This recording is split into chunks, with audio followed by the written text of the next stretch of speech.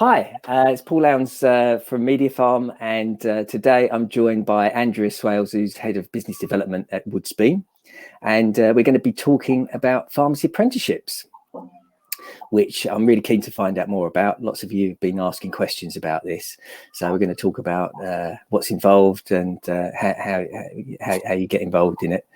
So, but before we start, full disclosure, Woodspeen are a Media Farm partner, and we'll be putting some links at the bottom with offers and incentives at the end of the interview. So welcome, Andrea. Hi, Paul. Thank you for having me. You're very welcome. Now, I understand pharmacy apprenticeships, are one of the biggest increasing in the UK. But before we get into that, and I guess the reason for that is a lot of businesses have shut, so perhaps it's not a big surprise.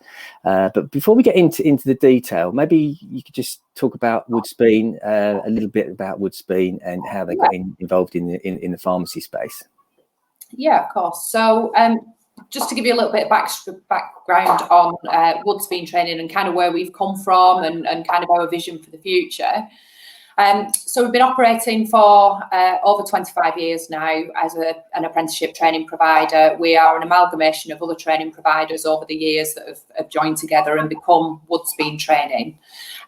Predominantly, we were West Yorkshire based, very big in hair, beauty, health and social care, childcare apprenticeships for a number of years. And most recently, we've started to go national with our provision. Predominantly with health and social care and pharmacy apprenticeships. We also have started delivering the optical apprenticeship as well now. So healthcare is one of the biggest growing sectors, and we've been keen to move into that sector and to grow our provision across the country. We're an Ofsted Grade 2 apprenticeship provider. And we work with some really big employers up and down the country for our apprenticeships, but we also work with a lot of SMEs as well. A lot of our pharmacies who we work with are just one pharmacy, but then we have a few others where there's 7, 8 or 9 pharmacies where we're supplying apprenticeships and helping them to grow their business while we're growing it as well. Yeah, and I guess with pharmacies, they're seeing one of the few businesses, unfortunately, that are in great demand because of the pandemic, there must be there's a good fit for apprenticeships in that situation. It certainly is. Yeah, we've from the beginning of the pandemic, we've seen a significant increase in pharmacies who are looking to appoint apprentices to help them. What we tend to find when we're speaking to pharmacy employers is that they're keen to get some younger people in who want to learn about working in a pharmacy, and it fits with them because there's a lot of young people out there at the moment who are keen to get on a pharmacy career ladder, and university and college is not an option for them for one reason or another. So when an employer comes to us, we do a lot of we gather a lot of background information, first of all, on why they're looking for an apprentice and kind of what person would fit that bill for them. And we're tending to find that when we're screening the candidates and when we're interviewing candidates for our vacancies, that they do have a real interest in becoming pharmacies down the line. So the demand out there is there on both sides, from both the employers and the aspiring apprentices when they apply. So, Andrea, what sort of qualification will the apprentice get at the end of it, and what would the pharmacist, what sort of skills, what can the pharmacist expect from their apprentice at the end of this? Okay, Paul. So the learner will come out with the level 2 pharmacy services assistant apprenticeship qualification. Right. The types of things that they're going to know and understand throughout the qualification are dispensing procedures and practices, understanding the different types of prescriptions, how to complete pharmacy calculations like the number of tablets, volume of liquid to be supplied, doses and forms of medicines, issues that may affect how medicines are taken, and they're going to be able to receive and log prescriptions, assemble prescripted items, work in accordance with I can't say this word, legislation. And also ordering, receiving, maintaining and issuing pharmaceutical stock, and providing appropriate advice when authorised on supplied medicines and products. So they will be able to do exactly what someone who's been on a medicine counter assistant course or a healthcare assistant or dispensary assistant course, which a lot of pharmacies do anyway. They have to go through that GPHC accredited course. So the apprentice at the end of it will be able to do exactly the same tasks as someone going through that course. Yeah, absolutely. Yeah. And how do they study for this? So on a GPHC accredited course, it's generally online. Some of it's paper based. What's the difference with an apprenticeship? How does someone study? Okay, so with an apprenticeship, it is work-based learning. So that learner's going to be in work for their full-time hours, and we're going to be supporting them while they're at work.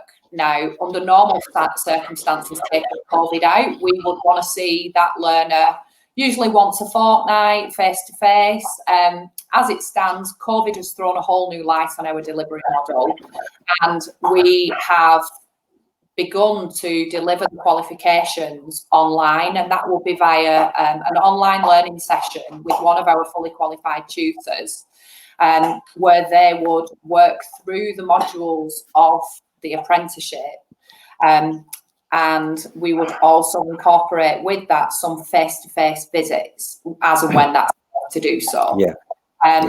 We are required to come out and see those learners on site. We will always arrange that in advance with the employer and the learner, but until we're coming out and doing face-to-face visits, everything's going to be delivered online. Yeah, and I think everyone's used to that now. So whereas perhaps in the past people were a bit unsure about it, I think everyone's jumping on Zoom, whether it's for to meet their granny or I even phoned the bank the other day and got put through to video and it's someone working for Barclays working in their bedroom. And it was the most bizarre conversation. I know. So I think the delivery model actually works out better for the employer, because that learner is not having to come away from the employer's site to attend one of our training centres or to go to a college. They might do a 2-hour session with the tutor with us, but it would be online while they're at work. So they would only need that 2-hour block on that day. So it takes away the whole full day or half a day away from the employer's workplace. So it's actually more efficient in many ways. Yeah. And how does a pharmacy recruit an apprentice? So we can do all of that for you. So we've got a team of learner engagement officers who do the resourcing for a vacancy. So the pharmacy would just give us the job spec and all of the information that we would need to know: the location and hours of that they're going to be working, the salary, and kind of the role that they want that person to do, and also a person specification as well. We want to find somebody that's going to fit in with that employer. So we would advertise that vacancy on behalf of the pharmacy. We advertise on a whole host of platforms, including the National Apprenticeship Service website. When candidates start applying for vacancies, our learner engagement officers will do a pre-screening with them, and we'll find out a lot about them, like why they're applying for the role, kind of do they see a future for themselves working in a pharmacy, and we will then send over to the pharmacy the most appropriate candidates for that vacancy. So we can do everything, and all they have to do is interview that candidate and then appoint.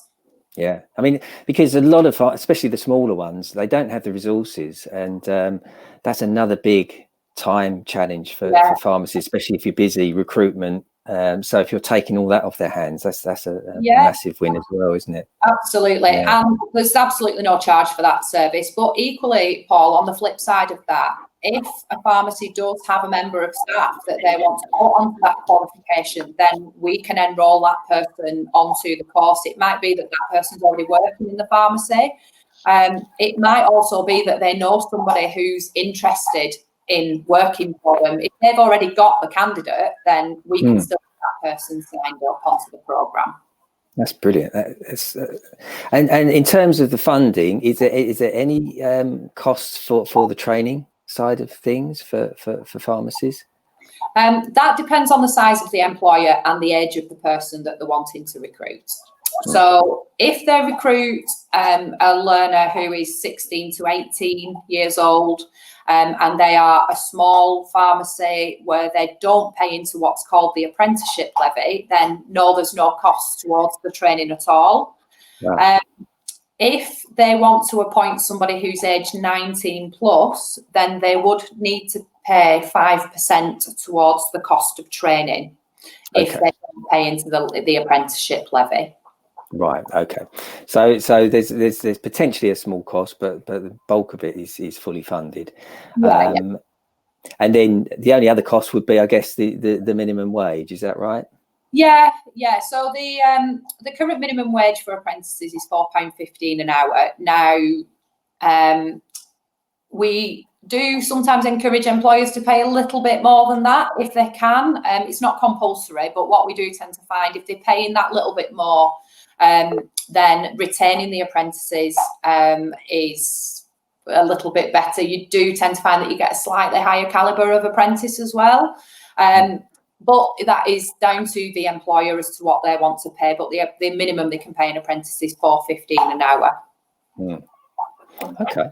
Well, that's for anyone looking. That sounds like it's it's such a good sort of package. And I understand there is also, in addition, an incentive. Yes. To take on apprentices anyway. Yeah, there is. Yeah. So you can receive up to £3,000 if you recruit an apprentice. So if you looked at a 16 to 18-year-old apprentice, you would receive the full £3,000 employer incentive. If you went for somebody who's a little bit older, aged 19 to 24, then you'd be looking at a £2,000 incentive. And anybody aged 25 plus who you recruit, you would receive a £1,500 employer incentive. So the incentives are there to encourage employers to take on apprentices and young people. They're also there to help support them with any additional costs that they might have when they've recruited that apprentice.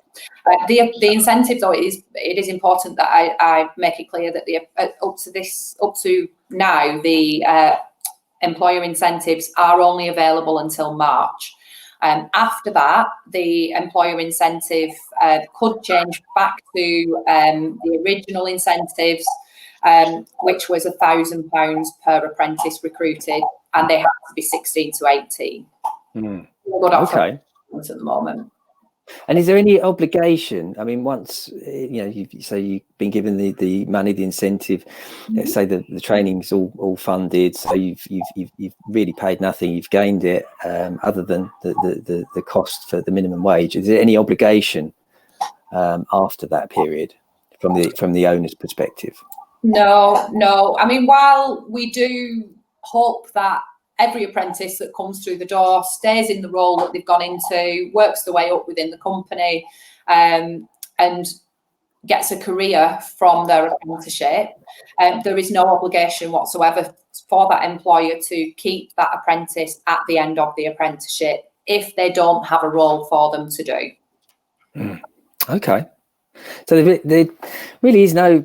I can't think of a reason why you wouldn't do something like, if you're looking to recruit someone, and I know a lot of pharmacies are really struggling with staff off and needing to increase their team, improve their skill mix. This seems like the perfect way to do that. It does, absolutely. And apprentices are there to be moulded. They're almost a blank canvas. So you can get them sort of where you want them to be and molded specifically to what you're looking for, which is fantastic. And apprentices are very open to that. They may not have any previous work experience, and they may just have a really, really good head on the shoulders and really want to learn something. And you can kind of take advantage of that and turn them into exactly what you want for your pharmacy. Which is fantastic. So there's absolutely no reason why pharmacies up and down the country shouldn't be recruiting apprentices, because they only stand to benefit from it. And equally, so does the apprentice. So it's win-win on both sides. Yeah, it's a real win-win, isn't it? I mean, you can see no downsides to this. So, yeah. So if that's you, maybe you haven't had an apprentice, you want to dip your toe in the water, now's the time to do it, because there is funding there's incentives. So now is the perfect time to give it a try. Okay, that's great. And what we'll do, we'll put some links at the bottom if someone does want to find out a little bit more about it, about how to get involved, about how to get those incentives. And I'm sure Andrea would be more than happy just to talk them through and go into a bit more detail. That's great. Is there anything else you want to say about it, or any other things that we might not have covered?